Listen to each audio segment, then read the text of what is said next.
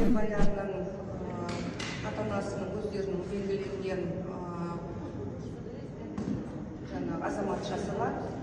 Сол кісі арқылы біз байланыстамыз. Осыдан 3-4 күн бұрын хабарластық. Негізі Жербаян емін алып жатыр. Жылдың аяғында Қазақстанға қайту жоспарлары бар тұғын, бірақ содан кейін дәрігерлер тағы қосымша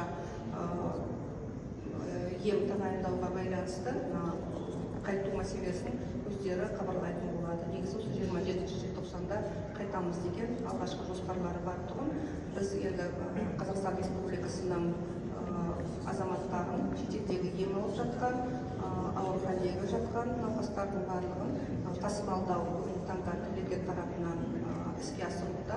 Осыған байланысты Қазақстанға қайту кезінде тиісті көмектердің барлығы санитарлық